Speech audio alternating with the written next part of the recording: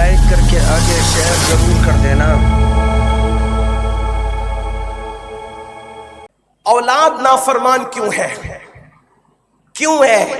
کھلایا کیا ہے؟ اس لیے کہ جب لقمہ حرام کھلاؤ گے تو اولاد نافرمان ہوگی، تمہاری بھی اور تمہارے رب کی بھی۔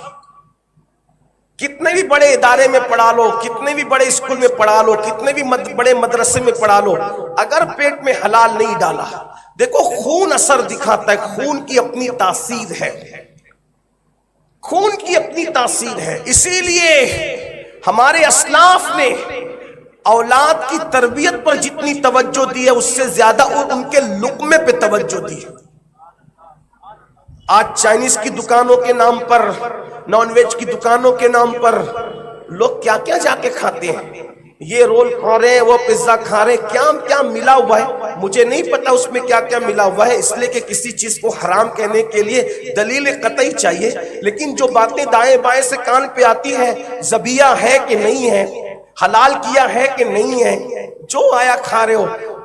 گوشت اگرچہ آپ کے پاس پیسے حلال کے ہیں، لیکن گوشت تو کھانے کے لیے جاتے ہو تو ہمارے فقہا نے فرمایا کٹنے سے لے کے پکنے تک اور پکنے سے لے کر دسترخوان پہ آنے تک وہ گوشت مسلمان کی نظروں سے اوجھل نہیں ہونا چاہیے۔ اگر مسلمان کی نظر سے اوجھل ہو گیا تو وہ تمہارے لیے حلال ہو گیا، تو وہ تمہارے لیے حرام ہو گیا۔ مسلمان کی نظر سے اوجھل ہونے کی وجہ سے وہ تمہارے لیے حرام ہو گیا۔ اب بتاؤ، امریکہ کی یہ کمپنی، وہ فلاں ملک کی وہ کمپنی، اور اس کا وہ اور اس کا وہ کھا رہے ہو، یہ مسلمانوں کی نظروں سے اوجھل ہوا ہے کہ نہیں ہوا ہے؟ سوچو تو صحیح، کبھی غور تو کرو۔ کچھ لوگ سمجھتے ہیں کہ صرف جو ہے وہ بس پیسے حلال ہونے چاہیے، حلال پیسے سے تو حرام خرید کے بھی آپ کھا رہے ہیں۔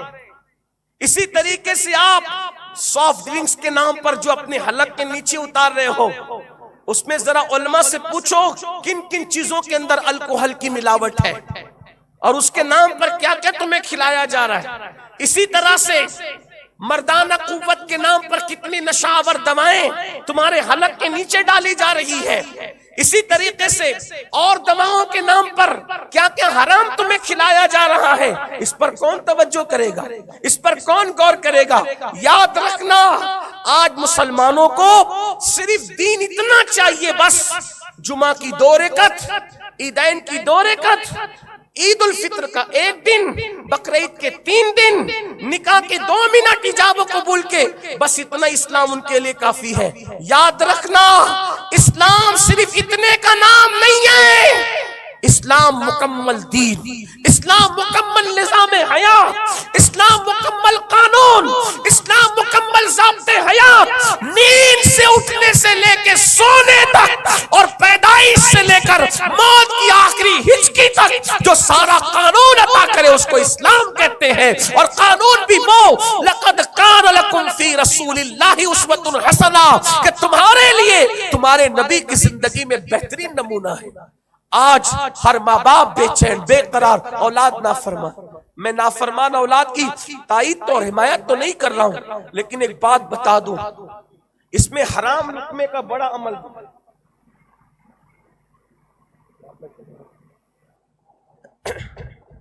حرام لقمے کا بڑا عمل دخل ہے۔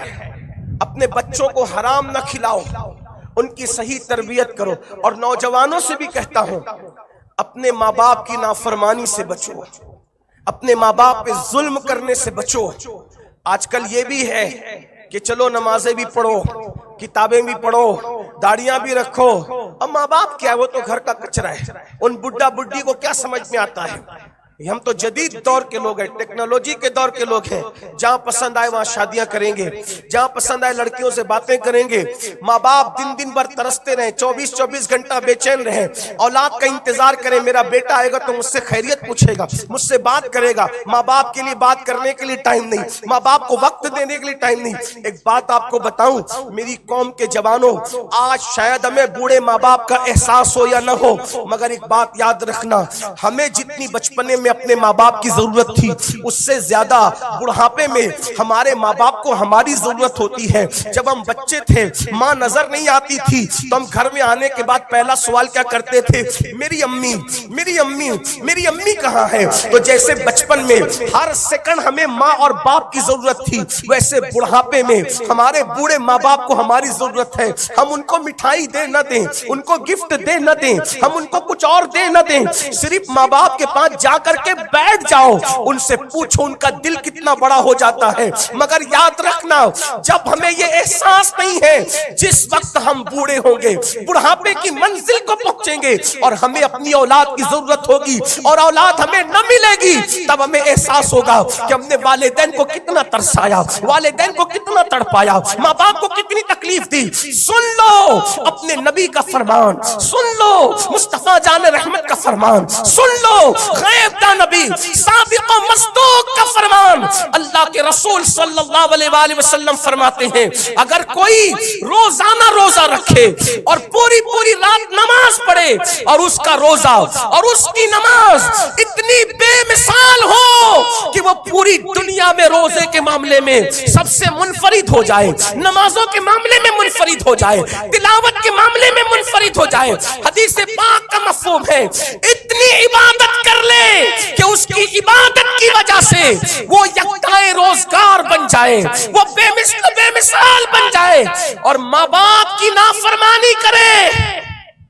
ایک طرف پوری پوری رات عبادت، ایک طرف پورے پورے دن روزے، پوری پوری زندگی عبادت کے لیے وقف کر دی، ایک بات ماں باپ کی نافرمانی کی تو اللہ کے رسول فرماتے ہیں اس کے راتوں کے قیام، اس کے راتوں کے سجود، اس کی آنکھوں کے آنسو، اس کی تلاوتیں، اس کی عبادتیں اللہ نہ دیکھے گا، بلکہ اگر ماں باپ کی نافرمانی کی ہے تو اللہ رب العزت اس سے ناراض ہوگا اور اس سے اللہ قیامت میں بات نہیں کرے گا، اور اللہ پاک اس کی ساری عبادتوں کو رد کر کے اس کے منہ پہ مار دی جائے گی اور اس کو نافرمانوں میں لکھا جائے گا۔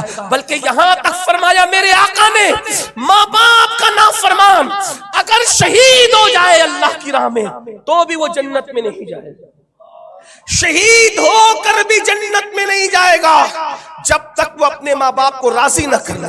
مجھے بتاؤ، جب ماں باپ کو ناراض کرنے والا شہید ہو کر بھی جنت نہیں پا سکتا، تو یہ جو آج لڑکوں نے بدعت نکال رکھی ہے پسند کی شادیوں کی، ماں باپ رو رہے ہیں، اب تو یہاں تک کہ ویڈیو دیکھنے میں آ رہی ہے، کلپیں لوگ بھیجتے ہیں، بیٹی پولیس اسٹیشن میں بیٹھی ہوئی ہے، باپ ہاتھ جوڑ کے کہہ رہا ہے میری بیٹی گھر تو چل، گھر چل کے بات کر لیں گے، تو بیٹی کہتی ہے تو کون ہے میں نہیں پہچانا۔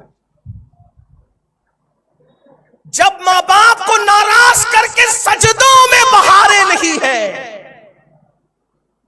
جب ماں باپ کو ناراض کر کے حج میں بہارے نہیں ہے، تو ماں باپ کو ناراض کر کے شادیوں میں کون سی بہاریں آ جانا ہے؟ بتائیں نا۔ اور وہ اگر کسی مومن سے نکاح کیا ہوتا ماں باپ کو ناراض کر کے تب بھی لعنت تھی۔ یہاں تو مومن بھی نہیں ہے، منکرین اسلام کا ہاتھ پکڑ کے بیٹیاں جا رہی ہیں، اور باپ اس کو ہاتھ جوڑ کے، میں نے دیکھا وہ کلپ دیکھ کر میں کئی دن تک اس کو بھلا نہ سکا کہ باپ ہاتھ جوڑتا ہے۔ میری بیٹی، آپ نے بھی دیکھا ہوگا، آپ تو ہم سے زیادہ سوشل میڈیا سے جڑے ہوئے لوگ ہیں، میری بیٹی گھر تو چل ہم چل کے بات کر لیتے۔ میں یہ نہیں کہتا کہ صرف بیٹیوں کا قصور ہے، ماں باپ کا بھی قصور اس میں ہے کہ ہم گھر میں بیٹیوں کو وہ پیار نہیں دے پاتے۔ دیکھیے ایک ہاتھ سے کہیں تالی نہیں بجتی، جتنی بیٹیاں بغاوت کرتی ہے کہیں نہ کہیں آپ اس میں تحقیق کریں کہ ماں باپ وہ پیار نہیں دے پاتے۔